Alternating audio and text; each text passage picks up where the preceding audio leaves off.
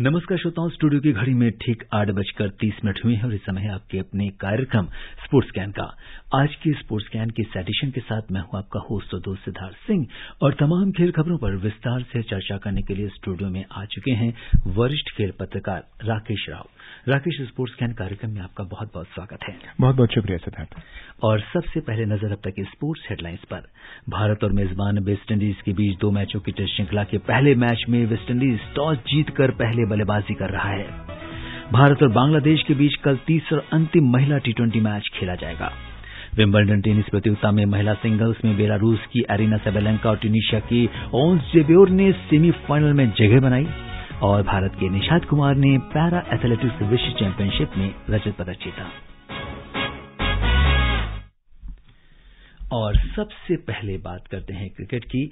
भारत और मेजबान वेस्टइंडीज के बीच 2 मैचों की टेस्ट श्रृंखला का पहला मैच रोसों में खेला जा रहा है और वेस्टइंडीज ने टॉस जीतकर पहले गेंदबाजी करने का फैसला किया है। और ताजा समाचार अभी फिलहाल ये है कि वेस्टइंडीज का 1 विकेट गिर चुका है। 31 रन बनाए हैं वेस्टइंडीज ने और जिस तरीके से अगर हम देखें तो ये जो विकेट है ये तेज नारायण चंद्रपाल का उन्होंने 12 रन बनाए थे और अश्विन ने इनका विकेट लिया है। फिलहाल क्रैग ब्रैथवेट 13 रन बनाकर क्रीज पर हैं और उनका साथ देने के लिए रेमोन रीफर मैदान में आ चुके हैं। स्कोर है 1 विकेट पर 31 रन। फिलहाल जिस तरह से भारत रोहित शर्मा की कप्तानी में विश्व टेस्ट चैंपियनशिप के नए संस्करण की शुरुआत कर रहा है, राकेश किस तरीके से देख रहे हैं? 1 विकेट गिरा है अभी। देखिए, 2 चीजें हैं। एक तो न्यू सीरीज है, न्यू जो अब 2 साल का जो ये जो साइकिल जो है ये शुरू हो रहा है आज से भारत के लिए। और ये जो टीम है वेस्ट इंडीज की, इनकी रेड बॉल क्रिकेट अभी बहुत उतनी स्ट्रांग नहीं है जो एक जमाने में हुआ करती थी जी। तो भारत ने भी कोई बहुत स्ट्रांग टीम नहीं भेजी है। अगर आप देखें तो गेंदबाजी कोई बहुत स्ट्रांग नहीं है हमारी। काफी लोगों को आराम दिया गया है और ये वीक अटैक है हमारा। लेकिन कभी आज से कुछ साल पहले सोच नहीं सकते थे कि इंडिया ऐसे अटैक के साथ एक टेस्ट मैच खेलने जाएगा। लेकिन क्योंकि वेस्टइंडीज की जो स्थिति है वो कोई अच्छी नहीं है, इसलिए इंडिया ऐसा चांस ले सकता है। ये तो एक बात हुई। बाकी रोहित शर्मा हैं उसमें, विराट हैं, एक्सपीरियंस है ऊपर। लेकिन मुझे सिर्फ यही था कि अटैक हमारा कोई जो है वो बहुत अच्छा अटैक नहीं है इसमें। और अश्विन का जैसे खेलना, क्योंकि जो गलती हमने WTC में किया, जो कि सब मानते हैं अब ये नहीं कि हम लोग इवेंट खत्म होने के बाद उसकी जो है आलोचना कर रहे हैं। शुरू से कहा जा रहा था कि आप अपने तीसरे या चौथे फास्ट बॉलर जो आपके बहुत अच्छे नहीं थे, शार्दुल हो या उमेश हो, उनकी जगह अगर आप ड्रॉप कर रहे हैं जो आपका नंबर 1 बॉलर है ICC रैंकिंग में, इसका कोई मतलब नहीं है। और आप टीम कभी भी एक इनिंग के लिए सिलेक्ट नहीं करते हैं कि भाई पहले हम जब गेंदबाजी करने का मौका मिलेगा तो हमारे पास 4 फास्ट बॉलर्स होने चाहिए। तो वो एक गलती थी जो यहां नहीं की है। और यहां रोहित ने पहले ही बोला था कि हम 2 स्पिनर को लेके जाएंगे। तो जो 2 स्पिनर खेल रहे हैं अश्विन और रविंद्र जडेजा, तो जाहिर सी बात है कि अक्षर पटेल को जगह नहीं मिली है खेलने की। और उसी तरह 3 फास्ट बॉलर्स हैं। उनादकट को मौका मिला है खेलने का। उनादकट 10 साल से ज्यादा से जो है खेल रहे हैं और उनको लगातार बहुत सारे मौके नहीं मिले क्योंकि वो भी कंसिस्टेंट नहीं रहे। तो ये एक ऐसी टीम है जहां पे कि लोगों को मौका मिला है भुनाने का कि ये एक टीम है जिसको आप हरा सकते हैं। और वेस्टइंडीज को देखें हम तो देखिए वेस्टइंडीज क्रिकेट जो है बिखरी हुई है बिल्कुल, क्योंकि उनका जो युवा है वो अगर क्रिकेट खेलता भी है तो व्हाइट बॉल क्रिकेट खेल रहा है। और उसमें भी देखिए उनकी हालत यह है कि इस बार वर्ल्ड कप में वो लोग नहीं होंगे जी। और अब रेड बॉल क्रिकेट में तो खैर उनको शायद उतना इंटरेस्ट भी नहीं है, ना लोगों को रहता है। लेकिन एक वेस्ट इंडीज का एक चार्म रहा है, एक हिस्ट्री रही है, लेगेसी रही है इतनी, तो लोगों को दुख भी होता है कि वेस्ट इंडीज क्रिकेट आज शायद स्ट्रांग होती है, हाशिए पर है। और अगर भारतीय टीम की बात करें तो रोहित शर्मा, यशस्वी जायसवाल, शुभमन गिल, विराट कोहली, अजिंक्य रहाणे, रविंद्र जडेजा, ईशान किशन, रवि अश्विन, शार्दुल ठाकुर, जयदेव उनादकर और मोहम्मद सिराज जो है वो टीम में शामिल हैं। और फिलहाल स्कोर हो चला है 14 ओवर और 2 गेंदों का खेल हो गया है और 1 विकेट पर वेस्टइंडीज ने 32 रन बना लिए हैं।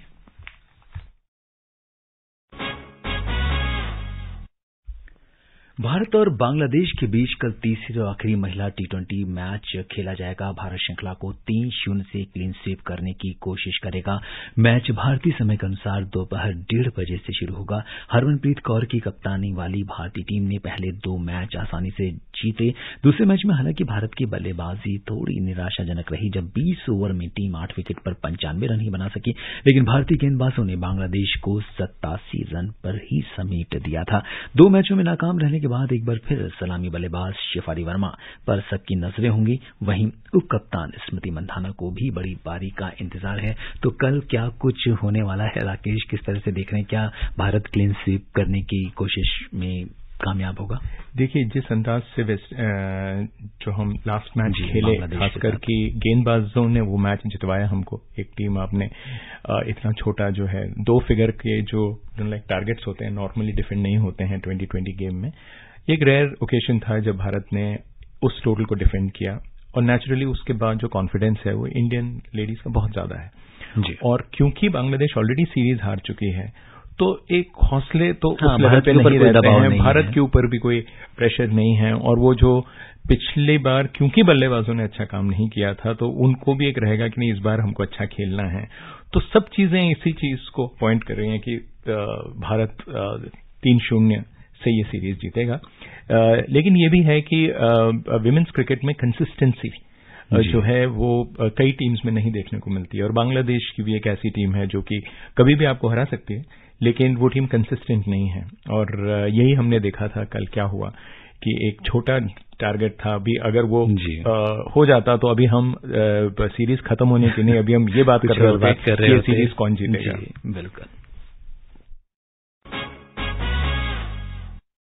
भारत और पाकिस्तान के बीच एशिया कप का बहुचर्चित मैच श्रीलंका में होगा, जिस पर मेजबान पाकिस्तान क्रिकेट बोर्ड के पूर्व पदाधिकारियों ने मंजूरी जताई थी।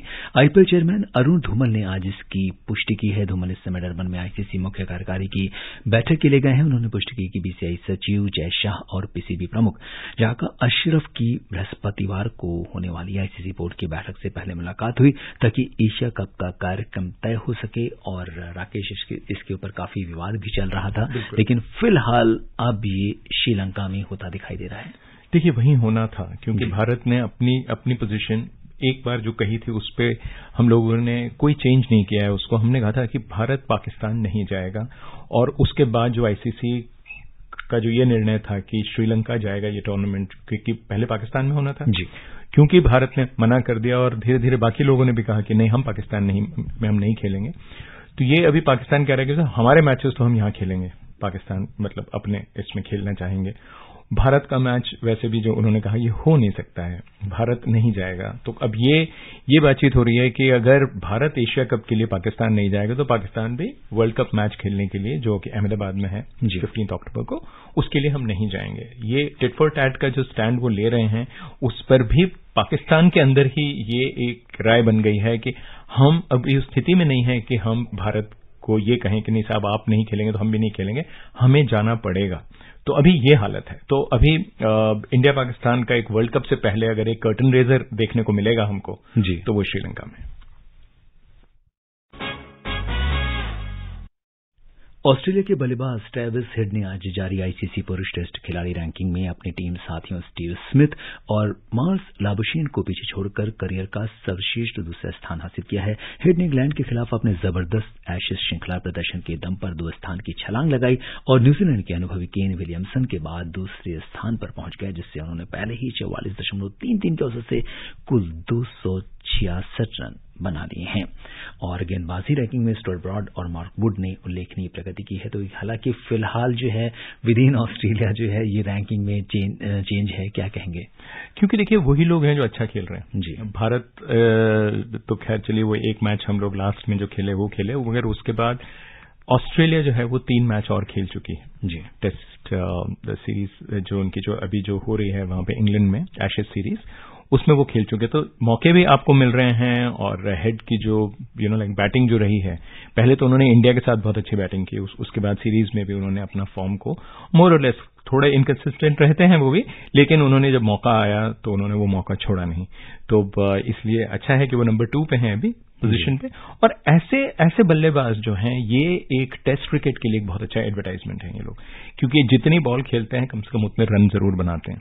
तो ये कहना कि टेस्ट क्रिकेट स्लो होता जा रहा है, जब तक बेन स्टोक्स और हेड और ऐसे खिलाड़ी जिस अंदाज में रेड बॉल क्रिकेट में बल्लेबाजी करते हैं, आई थिंक ये एक बहुत अच्छी बात है कि हम लोग देखेंगे कि लोग और ज्यादा से ज्यादा टेस्ट क्रिकेट की ओर आकर्षित होते रहें और उसका आनंद लेते रहें। और अगर हम ओडीआई रैंकिंग की बात करें तो अफगानिस्तान के बल्लेबाज इब्राहिम जातरान बांग्लादेश पर 2-1 की श्रृंखला जीत के दौरान 142 रनों का योगदान देने के बाद 11वें स्थान की छलांग लगाकर 16वें स्थान पर पहुंच गए हैं, जबकि रहमुल्लाह गुरबाज 173 रनों के साथ श्रृंखला के शीर्ष पर रहने के बाद 37 स्थान की छलांग लगाकर 45वें स्थान पर पहुंच गए हैं। बांग्लादेश के लिए लिटन दास श्रृंखला में 92 रन बनाने के बाद 3 स्थानों पर 38वें स्थान पर पहुंच गए हैं, जबकि शाकिब अल हसन गेंदबाजी के लिए शीर्ष 10 में वापस आ गए हैं। तो बहुत सारे, अगर ओडीआई रैंकिंग में भी हम बात करें तो फिलहाल थोड़े बहुत उलटफेर हैं। और अब बात करते हैं विंबलडन की। विंबलडन टेनिस प्रतियोगिता में महिला सिंगल्स में बेलारूस की एरिना सेबेलेंका और ट्यूनीशिया की ओंस जेबियोर ने सेमीफाइनल में जगह बना ली है। आज क्वार्टर फाइनल में एरिना सेबेलेंका ने अमेरिका की मैडसिन कीज को 6-2, 6-4 से हराकर सेमीफाइनल में प्रवेश किया। वहीं दूसरे क्वार्टर फाइनल में ट्यूनीशिया की ओंस जेबियोर ने कजाकिस्तान की एलिना रिबाकिना को 6-7, 6-4, 6-1 से हराकर सेमीफाइनल में जगह बनाई। इससे पहले मातृत्व अवकाश से वापसी करने के मात्र 3 महीने के बाद यूक्रेन की एलिना स्वितोलिना ने पोलैंड की शीर्ष वरीयता वाली इगा स्वियातेक को हराकर सेमीफाइनल में जगह बना ली है। यूक्रेन की 28 वर्षीय स्वितोलिना ने पिछले साल अक्टूबर में बेटी को जन्म दिया था और उन्होंने इस साल अप्रैल में WTA टूर में वापसी की थी। और फ्रेंच ओपन के क्वार्टर फाइनल में पहुंचने के बाद उन्हें विंबलडन में वाइल्ड कार्ड से एंट्री दी गई थी।